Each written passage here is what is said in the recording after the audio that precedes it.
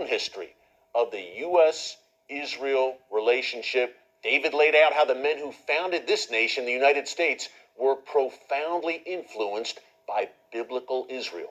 Take a look. And we are joined now by the founder of Wall Builders and host of America's Hidden History right here on TBN, the one and only David Barton. Hey, David, when we're talking about hidden history, I think about the America-Israel relationship and what Americans who are overwhelmingly pro-Israel don't know about the history of this relationship, this special relationship. This is not a recent thing that began with the reestablishment of Israel in 1948. The founding fathers, even the Pilgrims, were influenced by Israel. Tell us a bit about that hidden history here.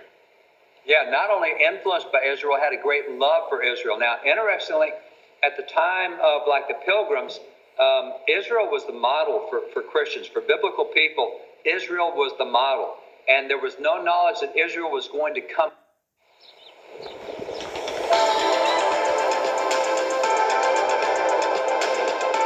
No knowledge that Israel was going to come back at that point in time. They've been gone for over 1,000 years, but still the love for Israel, the love for Jews was very, very apparent. While we had early groups coming to America, one of the early groups that came here in 1654, Jews that were fleeing the persecutions from the Inquisition in Europe came to America. And Christians said, oh, wonderful, Judeo-Christian. Jewish folks are our brothers with Christians.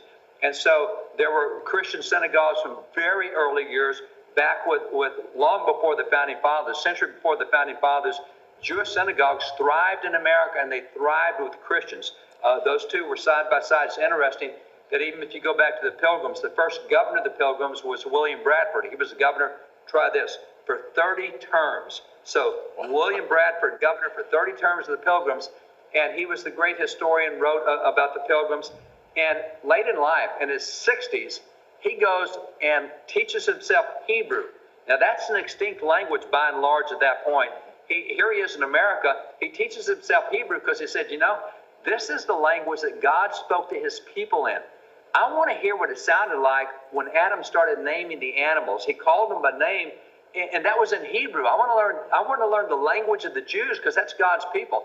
So here you have a governor who teaches himself that. But then as you move forward and get more toward the Founding Father kind of time frame, Jews were persecuted around the world just as Christians were. Anywhere there was a state-established church like in Europe, they would persecute Christians and Jews.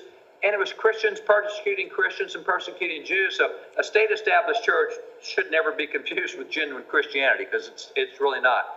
But nonetheless, you had one of our founding fathers, Elias Boudinot, who is the guy who signed the peace treaty to end the American Revolution. He's the guy who framed the Bill of Rights. He used his own wealth to say, I'm going to find persecuted Jews anywhere across the world and bring them to America.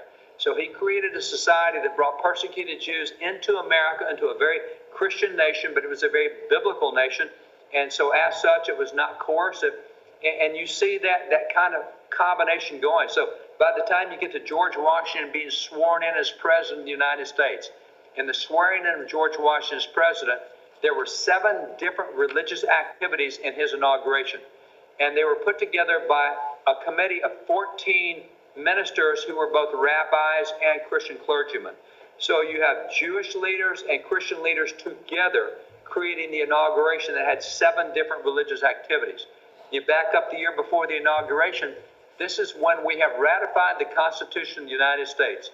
And as they're doing the big parade in Philadelphia, now so the Constitution's been ratified, we now have a nation with the Constitution, they had this big parade, and Dr. Benjamin Rush, who's the signer of the Declaration, said the best thing he saw in that whole parade was Christian ministers linked in arm with Jewish rabbis marching in that parade to celebrate the Constitution. And they saw that as a perfect model. And so the Founding Fathers are really drawn to Jews, drawn to the Jewish nation. And you have President John Adams and President John Quincy Adams who both say, we are looking for a time when Israel is reestablished as a nation in the Holy Land. And so they worked with leading Jews like in New York, Mordecai Noah. Mordecai Noah created a Jewish community in New York, and they said, man, we need you back in the Holy Land. We need Israel reestablished as a nation. So here you got Founding Fathers, essentially 200 years before Israel is reestablished as a nation, calling for the reestablishment of Israel as a nation. I mean, there's just so much cool history about the Jews and the Christians working together in America, the number of Jewish patriots we had in the American Revolution, the number of Jewish officers we had in the Revolution. It's just cool stuff that nobody really knows today. It really is, but you know it very well. I think of a guy like Chaim Solomon as well during the Revolutionary War. That's an incredible story, David. It seems what you're saying, David, is that this nation, the United States, has really been a safe haven for the Jewish people going back hundreds of years. Christian as a term is way too big. The term I prefer is biblical. And biblical, we know that right now only 6% of America has a biblical worldview. Most folks, including Christians, don't see things the way the Bible sees it, because right now only 9% of Christians read the Bible on a daily basis. So we have a bunch of folks who claim to be Christian, who support all sorts of stuff the Bible opposes. And so I like to think of America, early America, as being much more biblical than they were Christian. And because they were biblical, you can't read that Bible without seeing the role that Israel is the apple of his eye. The Jewish people are his people, and you esteem that. And we know from Romans 11 that, my gosh, we as Christians, we only get there because we're grafted into the Jewish tree. It's not the Jews that are grafted into the Christian tree, it's the Christians grafted into the Jewish tree. And when you know the Bible, you'll find the behavior toward Israel and toward Jews is very, very different. So when you had non-biblical nations that were supposedly Christian, like France and like Spain and others, they didn't read the Bible, but they said they were Christian. They persecuted Jews and they expelled Jews, and they did all, we had the yellow star marking Jews going back into the 9th century, 1,000 years before Hitler did that. Churches were doing that to say, oh, these are Jews, they're bad people.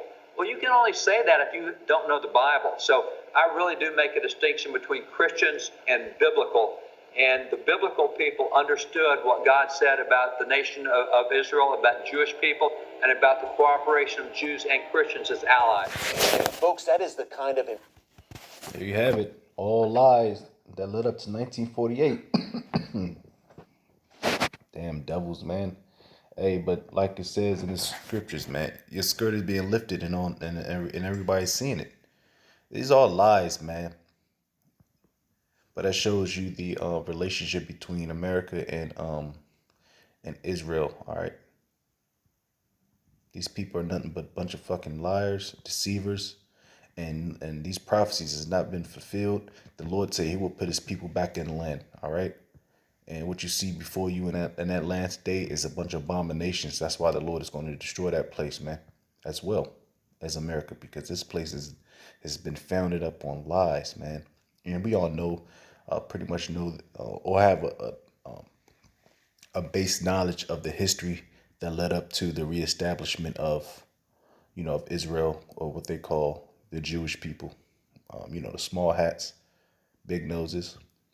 We all know pretty much the base knowledge and high knowledge of the history that led up to 1948, the Balfour Declaration. So we're not going to go too deep in it, but it's just more lies, more deception, and you guys have found out. All right. Shalom.